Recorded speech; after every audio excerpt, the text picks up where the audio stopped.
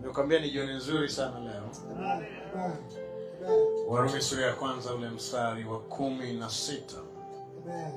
Warumi mstari wa kwanza ile sura ya kwanza mstari wa 16 anasema, kwa maana sionei haya Injili, kwa kuwa ni uweza wa Mungu uletao wokovu. Ni uweza wa Mungu uletao wokovu. Ndio maneno ya kwanza pale kwenye mstari ule. Na aliposema uletao wokovu, baadaye akasema kwa kila aaminie, kwa Myahudi kwanza na kwa Myunani pia. Haleluya. Anasema Injili ni uweza wa Mungu uletao wokovu kwa kila aaminie, kwa Myahudi kwanza na kwa Myunani pia. Sasa nimesema anafundisha juu ya nini jioni leo? Ninao wokovu. Sema ninao wokovu. Rudia tena, ninao wokovu. Kwa unaweza ukaelewa kwa nini nimesema ninao wokovu, kwa sababu amesema Injili ni uwezo wa Mungu letao wokovu kwa kila yes. Kwa hiyo kama unaamini unao nini? Wokovu. Yes, you get it? Sema ninao wokovu. Maana nimekwisha kuamini. Na kwa imani hiyo ninao wokovu. Yes. Inaleta wokovu kwa kila aaminie. Sasa nina vitu vingi vya kufafanua hapo, lakini ngoja nianze na hiki cha mwisho. Anasema kwa Myahudi kwanza na kwa Myunani pia. Kwa nini amesema kwa Myahudi kwanza na kwa Myunani pia? Kwa sababu kumbuka, Yesu alikuwa ni Myahudi na alitumwa kuja kwa kondoo waliopotea wa taifa la Israeli. Sawa? Wayahudi ndio Waisraeli. Amen. Amen. Wayahudi ndio Waisraeli. Kwa hiyo ilikuwa ni lazima aanze na Wayahudi kwanza. Sawa? Amen. Alafu baadaye akasema na kwa Myunani pia. Myunani maana yake ni taifa ambalo alikuwa Israeli, ilikuwa ni taifa lingine. Sasa hawa Wayunani kwa Wayahudi au kwa Waisraeli, wao pamoja na mataifa mengine waliitwa wa mataifa, yani watu wasiokuwa taifa la Israeli. Sawa? Amen. Na kwa sababu hiyo waliitwa wa mataifa. Kwa hiyo Myunani pale inawakilisha kila taifa lisilokuwa nini? Israeli. Tunaelewana vizuri? Amen. Na wewe ukiwemo. Haleluya. Haleluya. Kwa hiyo aliposema na kwa Myunani pia, maana yake na kwa wa mataifa pia. Ila amesema ni uwezo wa Mungu letao wokovu kwa kila aaminie. Kwa hiyo sifa ni kuamini. Haleluya. Haleluya. Sifa sio kuwa Myahudi wala Myunani. Sifa ni kufanya nini? Kuamini. Sifa ni kuamini. Sifa ni kuamini. Sema ninaamini. Ninaamini. Ninao wokovu. Ninao wokovu. Kwa hiyo anasema kwa Myahudi kwanza na kwa Myunani pia. Kwenisha kueleza kwa nini kwa Myahudi na ile kwa Myunani anamaanisha nini. Wayunani maana yake taifa ambalo si la Israeli hilo, pamoja na mataifa mengine yote. Kwa hiyo hao tungeliweza kuwekwa kwenye kundi hilo. Lakini sifa ni kila aaminie. Sifa ni kila aaminie. Sasa huu mstari mimi kwa maisha yangu ni kama vile aya kwa moyo. Ninao kwa sababu ni moja ya mistari yenye nguvu sana juu ya maisha yangu. Ni moja ya mistari au maandiko yaliyobadilisha maisha yangu kwa namna moja ama nyingine. Haleluya. Na ningependa na kwenye maisha yako iwe hivyo pia. Anasema Injili. Nishafundisha juu ya Injili. Injili ni habari njema za ufalme wa nani? Za ufalme wa Mungu. Haleluya. Ni habari njema za ufalme wa nani? Wa Mungu. Kwa Yesu alikuwa akihubiri Injili. Kwa maana akihubiri habari njema za ufalme wa nani? Za ufalme wa Mungu. Haleluya. Kwa hiyo wale wote tulioziamini hizo habari njema za ufalme wa Mungu, manake tumeipokea Injili kwa njia ya imani. Haleluya. Na kwa kuipokea injili kwa njia ya imani, maandiko yanasema tunao wokovu. Haleluya. Sasa ngoja nikuoneshe. Ule mstari wa 17 anaongeza kwa kusema kitu, anasema kwa maana haki ya Mungu imedhihirishwa ndani yake. Imedhihirishwa ndani yake.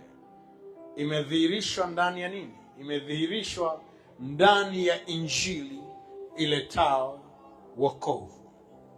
Sionei haya injili, kwa kuwa ni uweza wa Mungu uletao wokovu. Na ndani ya injili iletayo wokovu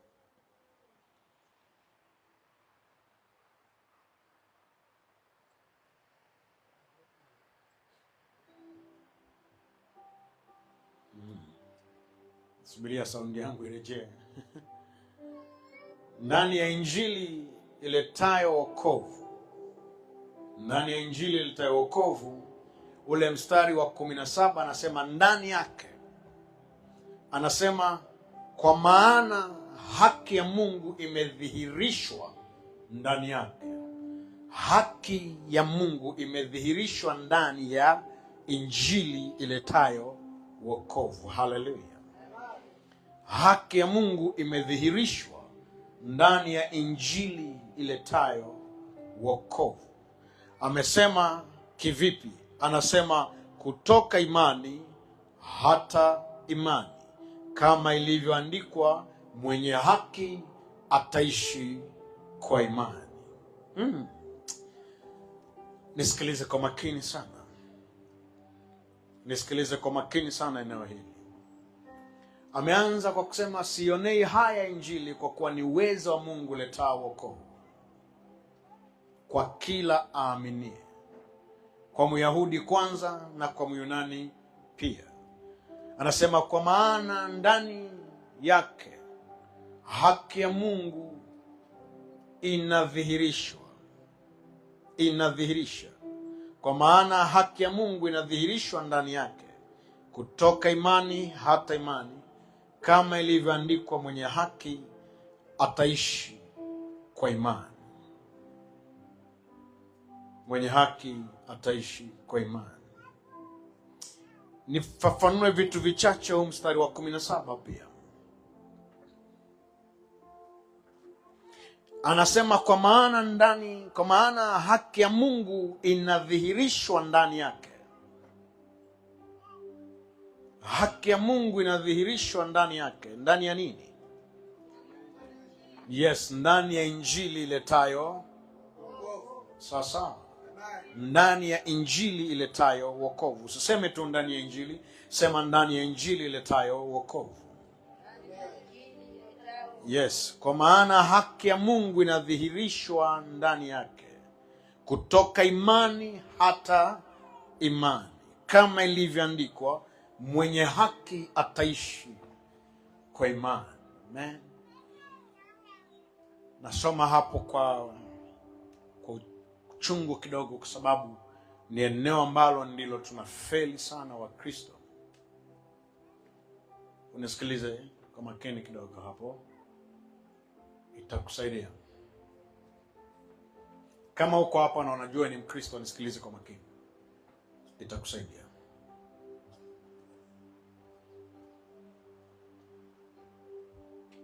Hapa ndipo panajibu swali, kwa nini wewe ni Mkristo? Kwa nini wewe ni Mkristo? Kwenye maeneo haya, mmoja ametuambia injili inaleta wokovu kwa kila anayeamini.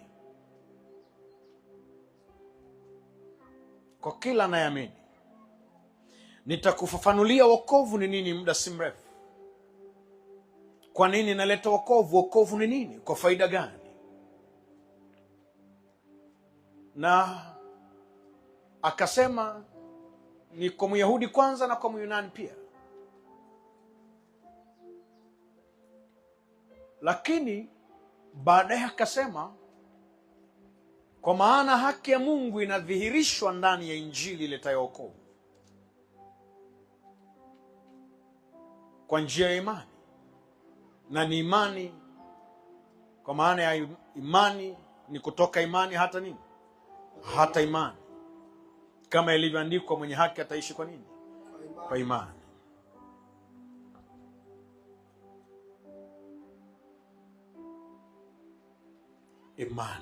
Imani, faith, imani.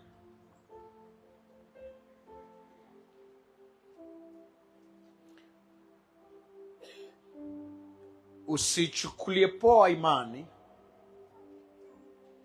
na miongoni mwa vitu ambavyo vimetukawiza kushuhudia wokovu katika upana wake juu ya maisha yetu ni imani. Kwa nini? Kwa sababu imani kwetu inaishia tu kwenye kutupatia kitu kinachoitwa dini. Yaani imani kwa namna fulani ambayo ni ya kimakosa imewapelekea wengi kupokea dini kwa maana ya itikadi. Na imani pale ilipofanywa izae dini, hapo ndipo makosa yalipoanzia. Kwa sababu leo ukiulizwa wewe imani yako ni nini, utasema mimi ni Mkristo, si ndio? Mwingine akiulizwa imani yako ni nini, atasema mimi ni Muislamu, si ndio? Unaona eh? Imani imedogoshwa, imefanywa kuwa ndogo na kuingizwa tu kwenye mlango au mlengo ambao inatambulisha dini. Na wakati lengo la imani sio kutambulisha dini. Kwa nini Uislamu iwe imani? Na kwa nini Ukristo iwe imani? Unanielewa sasa? Why? Kwa sababu ingekuwa imani inatambulisha dini, basi pangelikuwa na dini moja tu. Unanielewa eh? Pangelikuwa na nini? Dini moja tu ambayo imeletwa na imani. Samani. Lakini cha ajabu ni kwamba eti ziko dini nyingi na zote zinaitwa nini? Ni imani za watu. Sasa something is wrong. Kuna jambo haliko sawa hapo. Kwa sababu ingekuwa imani malengo yake ni kuleta dini au ni kutambulisha dini, basi ingelikuweko moja tu. Tunaelewana sasa? Kwa sababu imani ingelikuwa ni moja na dini inapaswa kuwa nini? Kuwa moja. Lakini cha ajabu eti kila dini nasema ina imani, kila dini ni imani, kila dini ni imani, kila dini ni nini? Ni imani. Na hapa ndipo huwa tunafika mahali tunasema Ukristo sio dini. Tunaelewana? Ukristo sio nini? Sio dini. Miongoni mwa dini ambazo zinaweza zikatajwa ulimwenguni, Ukristo usiweke. Ukristo sio dini. Sio dini. Kwa maana ya kwamba tumekwisha kugundua ya kwamba imani tulio nayo katika Yesu Kristo haizai dini. Bwana Yesu atusaidie sana. Imani katika Yesu Kristo haizai nini? Haizai dini. Bali inazaa wana wa ufalme wa Mungu. Bwana Yesu atusaidie sana. Imani katika Yesu Kristo haizai dini. Inazaa wana wa ufalme wa Mungu. Haleluya. Wale waliookolewa, wale walio na wokovu. Amen. Waliookolewa, walio na wokovu. Hao sio wana wa dini, wala hao sio watu wa dini. Hao ni wana wa ufalme wa Mungu. Haleluya. Hao ni wana wa ufalme wa Mungu. Maana hicho ndicho kitu Yesu alikuja kuhubiri. Alikuja kuhubiri injili ya ufalme wa mbinguni. Haleluya. Na wale wote tulioiamini injili hiyo, hatujafanyika wanadini, bali tumefanyika wana au raia wa ufalme huo alioleta nani? Alioleta Yesu Kristo. Hello? Unajua mojawapo ya mashtaka ambayo Yesu alihukumiwa kwayo, miongoni mwa mashtaka ni kwamba alijiita ni mfalme. Unajua hivyo? ya kwamba na hata katika msalaba wake ni kitu gani waliandika pale kwa maandishi makubwa? Waliandika maandishi gani? Yes, mfalme wa Wayahudi. Kwa maana ya kwamba ilikuwa ni moja ya mashtaka makubwa yaliyopelekea Yesu kusulubiwa na kuhukumiwa na hata kusulubiwa. Bwana Yesu atusaidie sana. Kwa hiyo wakaandika pale mfalme wa Wayahudi. Na mojawapo ya vitu ambavyo Yesu aliulizwa ya kwamba, je, wewe ni mfalme? Akasema, wewe wasema. Haleluya. Ile kusema wewe wasema, ile sio kupinga, ile ni kukubali. Na ndio maana wakaandika kibao mfalme wa Wayahudi, ya kwamba ameulizwa kwamba yeye ni mfalme na akathibitisha hakika hivyo ndivyo ilivyo. Haleluya.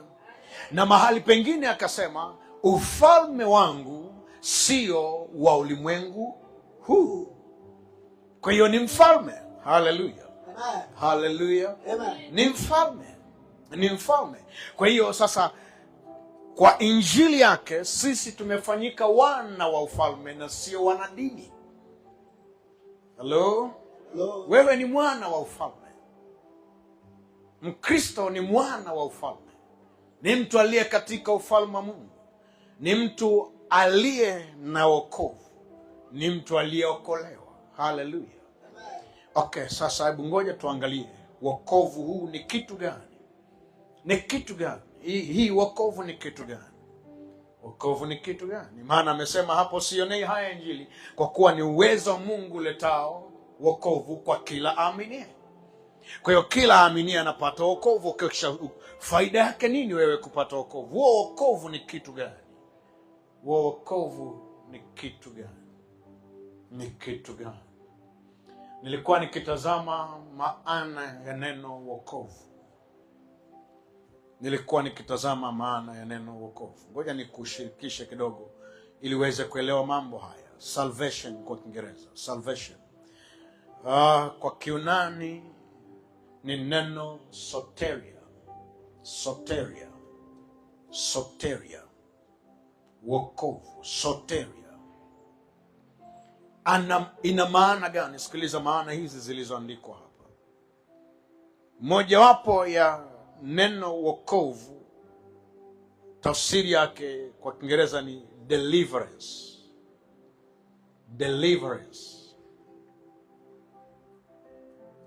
Nitaenda kwanza kwa Kiingereza then nitarejea kwa Kiswahili. Deliverance. Ya pili anasema preservation. Ya tatu anasema safety. Deliverance, preservation and safety. Deliverance, preservation and safety. Kwa hiyo ukisema una salvation, maana yake kuna mambo haya makubwa matatu ambayo unayo. Una deliverance, una preservation na una safety. Ngoja sasa tuyatafute haya maneno matatu kwa Kiswahili. Haya maneno matatu haya kwa Kiswahili. Hapo ndipo utajua Kiswahili kina maneno machache sana. Deliverance. Deliverance maana yake nini? Deliverance. To deliver. Deliverance.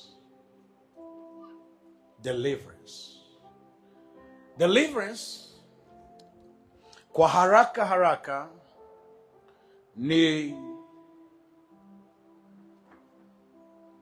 ni kuokoa au kutoa mtu au kitu kilichokuwa katika hali ya kuangamia. Unapokiondoa kwenye ile hali ya kuangamia au kuharibika, ukakiweka mahali ambapo hakiangamii au kuharibika, umefanya deliverance. Tunaelewana sasa? Kwa hiyo ni kuondolewa mahali pa uharibifu ama uangamivu na kuwekwa mahali ambapo hapana uharibifu wala uangamivu. Haleluya. ukiwa unateswa na mapepo, wako pepo wanasumbua katika maisha yako, tunapokuombea au tunapokemea zile pepo, pale tuko tunafanya deliverance.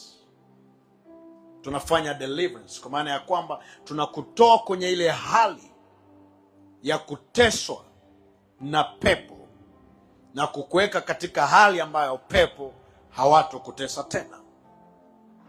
Haleluya! Hiyo ni mojawapo ya vitu vilivyoko katika maana ya neno wokovu. Hiyo ni deliverance. Neno la pili ni preservation. To preserve, preservation maana yake nini? Ni kuhifadhi kitu kuwa salama, kuhifadhi kitu kiwe mahali ambapo yani kinatazamwa kwa umakini, kisipate madhara. Halo? Kuhifadhi, kutunzwa, kuwekwa. Haleluya! Kwa hiyo wokovu pia ni kuhifadhiwa, mbali tu na kuokolewa, bali pia ni kuhifadhiwa, uwe salama, utumike kwa makusudi yako. Hiyo ni preservation. Ya tatu ni safety, usalama. Usalama kwa maana ya kwamba hakikisho la usalama juu ya maisha yako ni hakika. Usiwe na hofu, usiwe na wasiwasi, usiwe na mashaka. Yaani jua uko nini? Salama. Bwana Yesu atusaidie sana. Amen. Hello. Hello. Kwa hiyo utaona lile neno wokovu limebeba hayo maneno makubwa matatu: deliverance, preservation and safety.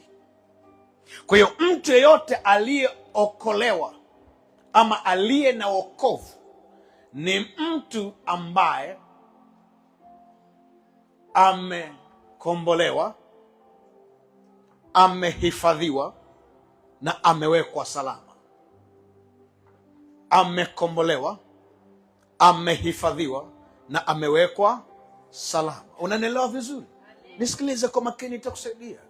Nataka ujue haya mambo ili imani yako ikue, maana ni kutoka imani hata nini? Hata imani. Tunaelewana vizuri? Imani ina asili ya kukua. Kwa hiyo ukijua jioni ya leo, hivi kumbe mimi kuwa na wokovu maana yake ni kwamba nimekombolewa, kwa maana ya kwamba yale yote yaliyokuwa yakiniharibu, yakinionea, yakinikandamiza, yakininyanyasa, nimetolewa kwenye makucha ya hayo.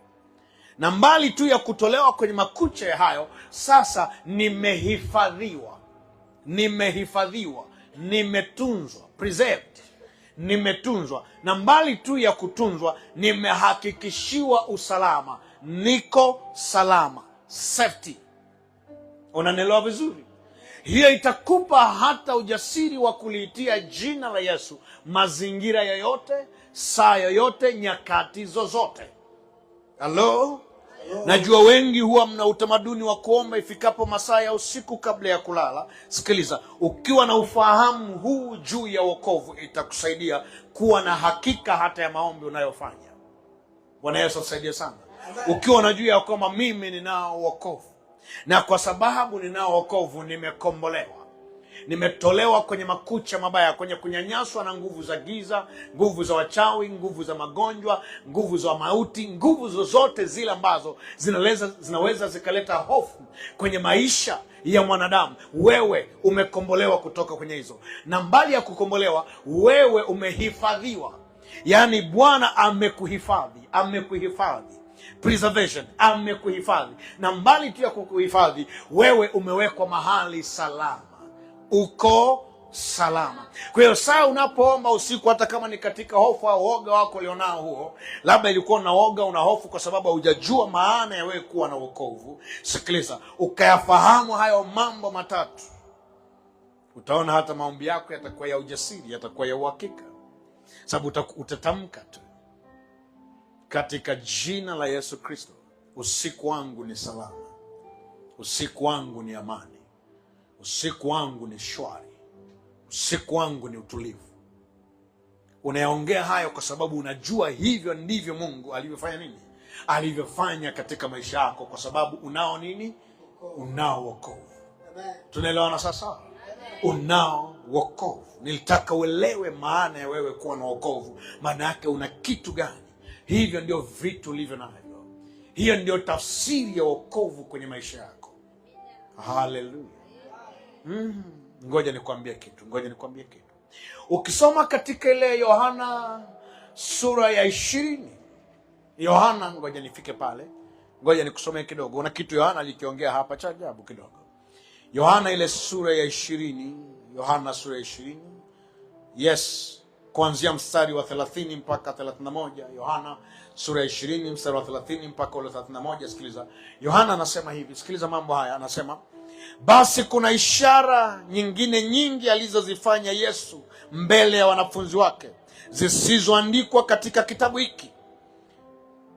Nyingi alizifanya, lakini hazikuandikwa katika kitabu hiki. Yohana anasema lakini hizi zimeandikwa ili mpate kuamini ya kwamba Yesu ndiye Kristo mwana wa Mungu, na kwa kuamini mwe na uzima kwa jina lake. Anasema haya yaliyoandikwa machache, anasema yako mengi. Kuna ishara nyingi Yesu alizifanya ambazo hazikuandikwa. Anasema kuna ishara nyingine nyingi sana ambazo Yesu alizifanya ambazo hazikuandikwa katika kitabu hiki. Anasema lakini hizi zilizoandikwa zimeandikwa ili mpate kufanya nini? Ili mpate kufanya nini? Yes, kumbuka, na wokovu ni kwa kila anayefanya nini? Ni kwa kila anayefanya nini? Yes, anasema hizi zimeandikwa ili mpate kuamini. Zimeandikwa ili mpate kuamini ya kwamba Yesu ndiye Kristo mwana wa Mungu. Yesu ndiye Kristo. Zimeandikwa ili mpate kuamini ya kwamba Yesu ndiye Kristo mwana wa Mungu. Na akasema na kwa kuamini, kwa imani hiyo mlioichukua, anasema na kwa kuamini huko mfanye nini? Yes, na kwa kuamini mwe na uzima kwa jina lake. Haleluya. Haleluya. Kwa hiyo unaweza ukaona kuamini ni jambo kubwa. Ni jambo kubwa sana. Na ndio maana hata wokovu unategemea kuamini kwako. Anasema ni uwezo wa Mungu uletao wokovu kwa kila aaminie. Kwa hiyo katika wokovu, kama nilivyosema, kuna deliverance, kuna preservation na kuna safety. Kwa maana ya kwamba kuna ukombozi, kuna kuhifadhiwa na kuna usalama. Haleluya. Kuna ukombozi, kuna kuhifadhiwa na kuna usalama. Kwa hiyo ukisema ninao wokovu, maana yake ninao ukombozi, nimehifadhiwa na niko salama. Haleluya. Ninao wokovu. Maana yake nini? Nimekombolewa, nimehifadhiwa na niko salama. Nimekombolewa, nimehifadhiwa na niko salama. Haleluya. Nimekombolewa, nimehifadhiwa na niko salama. Sema, nimekombolewa, nimehifadhiwa na niko salama. Rudia tena, nimekombolewa, nimehifadhiwa na niko salama. Haleluya. Haleluya. Yes. Sikiliza. Akili yako ikiyapokea hayo kama yalivyo na kuyaamini kwamba hivyo ndivyo yalivyo kwenye maisha yako, hakuna jambo litakaloleta shida juu ya maisha yako. Na utagundua sasa ya kwamba imani haikufanyi kuwa mwanadini, bali imani inakupa maisha tofauti na yale ambayo watu wanaweza wakayaona au wewe unaweza ukayaona. Bwana Yesu atusaidie sana. Amen. utagundua ya kwamba kumbe imani inakupa maisha ambayo huwezi kuyashuhudia popote kwa vyovyote isipokuwa kwa kuamini. Nasikiliza, anasema kama ilivyoandikwa, mwenye haki ataishi kwa nini? Kwa imani. Maana ni kutoka imani hata nini? Hata imani. Kwa hiyo imani yako jinsi ilivyo leo kwa neno hili, manake inatarajiwa kesho kupata ongezeko, kwa maana ya kwamba kadri ya jinsi ambavyo ufahamu wako unafunguka kwenye maarifa ya Mungu, ndivyo ambavyo imani yako inazidi kufanya nini? Kukua na kuongezeka. Bwana Yesu asaidie sana. Hebu ngoja nikusomea Wakolosai 1:13. Wakolosai 1:13. Pastor Mode, kama unaweza kufika pale kwa haraka, watu wasikilize hii. Wakolosai 1:13. Sikiliza hii. Naye alitutoa katika nguvu za giza. Naye alitutoa katika nguvu za giza. Maana yake tulikuwa chini ya nguvu za nini? Za giza. Huo ni wokovu, sawa sawa. Hiyo ni nini? Deliverance. Amen. Alitutoa. Deliverance. Sawa sawa. Nimekuambia salvation, lile neno wokovu lina mambo makubwa matatu: deliverance, preservation and safety. Wakolosai 1:13 anasema naye, yani Kristo, alitutoa katika nini? Katika nguvu za nini? Za giza. Akatuhamisha na kutuingiza katika ufalme na kutuingiza katika ufalme, to preserve, akatuingiza katika ufalme wa mwana wa pendo lake, kutuhifadhi hapo. Haleluya. Tumekombolewa na tukafanya nini? Na tukahifadhiwa katika nini? Katika ufalme wa mwana wa pendo lake. Ambaye katika yeye tuna ukombozi, yaani msamaha wa dhambi, safety. Salama. Amani.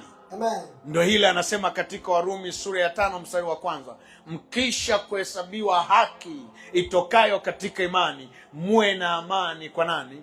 Kwa Mungu. Safety. Manake unapokuwa kwa Mungu, mbele za Mungu, huna haja ya kuwa na mashaka, huna haja ya kuwa na hofu kwa habari ya makosa na dhambi. No, maana yake ni kwamba uko salama, iko amani kati ya wewe na Mungu, na usalama ni guarantee. Haleluya. Usalama ni hakikisho la kudumu. Wakolosai anasema naye akafanya nini? Naye akafanya nini? Naye ali wakati uliopita, maana sasa hatuko huko tena. 1:13, rudia pale. Naye alituokoa katika nguvu za giza, akatuhamisha na kutuingiza katika ufalme wa mwana wa pendo lake. Haleluya. Kwa hiyo unaweza ukaona ya kwamba wokovu kwako ni kitu kikubwa. Uanze kuelewa na kufahamu, ufunguliwe macho yako, utambue ya kwamba hivi kumbe ninaposema ya kwamba nimeokoka, hii ndio maana yake. Sikiliza, kuokoka sio kuwa mlokole. Sawa. Watu wengi wanasema umeokoka, kwa hiyo wewe ni mlokole. Haleluya. Watu wanajuaga kuokoka ni kuwa nani? Mlokole. No. Ni kuokolewa kutoka nguvu za giza na kuhamishwa, kuingizwa katika ufalme wa mwana wa pendo lake. Sawa. Hello. Na kisha kutufanya tuwe salama mbele za Mungu, na sio kuwa walokole. Haleluya. Bwana Yesu asifiwe sana.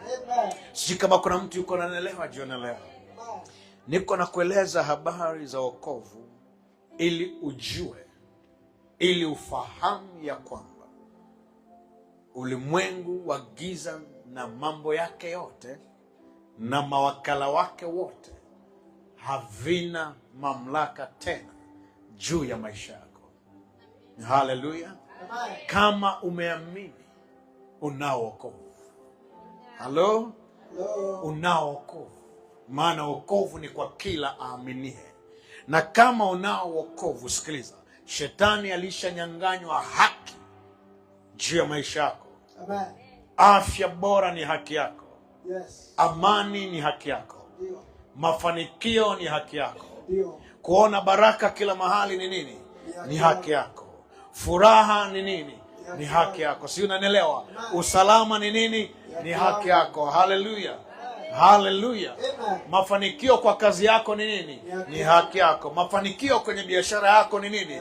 Sikiliza, maana umekwisha kombolewa, umekwisha okolewa, na wokovu unao. Sema ninao wokovu. Rudia tena, ninao wokovu. Sema tena, ninao wokovu. Rudia tena kwa ujasiri, ninao wokovu. Niko salama, maana nimekombolewa na nimehamishwa na kuingizwa katika ufalme wa mwana wa pendo lake. Haleluya, haleluya. Okay. Nimekombolewa na Yesu aliyenirehemia kwa bei ya mauti. Nimekuwa mtoto. Imba tena, nimekombolewa. Nimekombolewa na Yesu aliyerehemia kwa bei.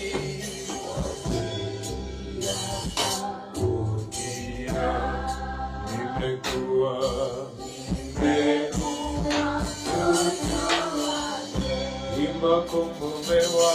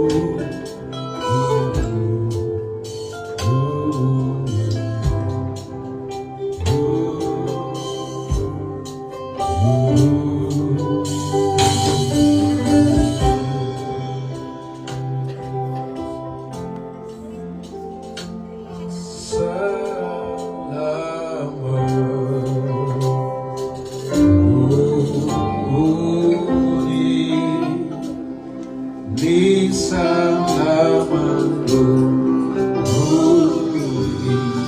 mwangu. Salama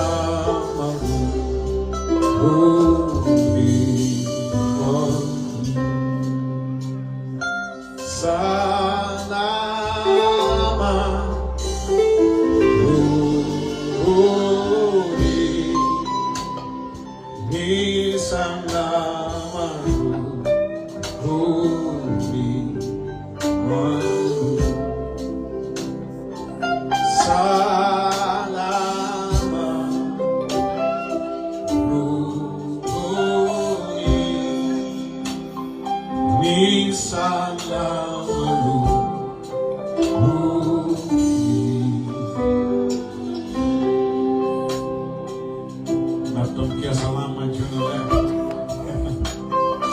Natamkia salama jioni leo.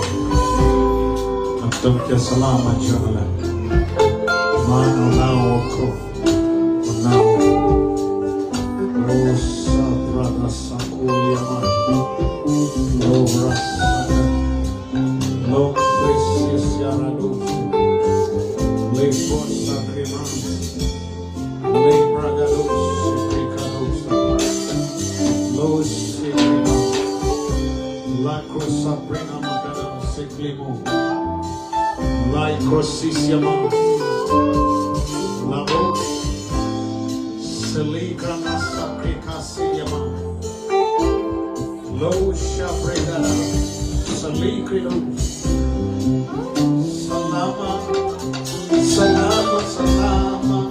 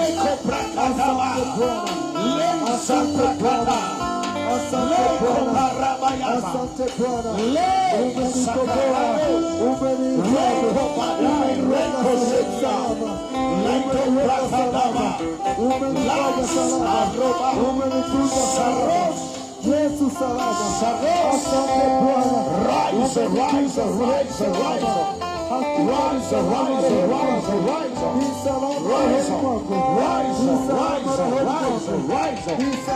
Reza prekorabayasa. Lesa prakada. Erazona matebada.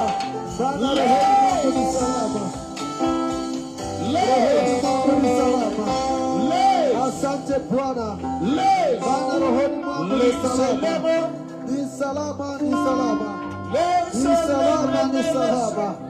Yesu ni salama, rohoni kwangu ni salama, rohoni mwangu Bwana ni sehemu salama. Umenihifadhi sehemu salama, umenikomboa nikiwa salama. Asante Bwana, asante Bwana, asante Yesu. Asante Yesu, umenikomboa, umenihifadhi Bwana, na umeniweka sehemu salama. Asante Bwana, asante Yesu, asante Yesu, asante Yesu, umenikomboa, umenihifadhi Bwana, umeniweka sehemu salama. Asante Kristo, asante Kristo, asante Kristo, asante Kristo. Asante Kristo, maana niko salama, niko salama, niko salama, familia yangu iko salama, kazi yangu iko salama, biashara yangu iko salama, nyumba yangu iko salama. Bwana Yesu, chochote kinachohusika na mimi nakitamkia salama, kiko salama. Watoto wako Bwana tuko salama katika jina la Yesu. Ni salama, ni salama, ni salama, ni salama, ni salama, ni salama, ni salama Bwana. Kila tuingiapo ni salama Yesu, kila tutokapo ni salama Bwana. Hata mawazo yetu ni salama Bwana, ni salama, ni salama. Asante Bwana. Bwana, roho yangu umeifanya kuwa salama. Asante Bwana, asante Bwana, asante Bwana, asante Yesu. Ni salama rohoni mwangu, ni salama rohoni mwangu, ni salama rohoni mwangu, ni salama Bwana, katika jina la Yesu. Asante Bwana, asante Bwana. Ni salama rohoni mwangu, ni salama rohoni mwangu, ni salama rohoni mwangu.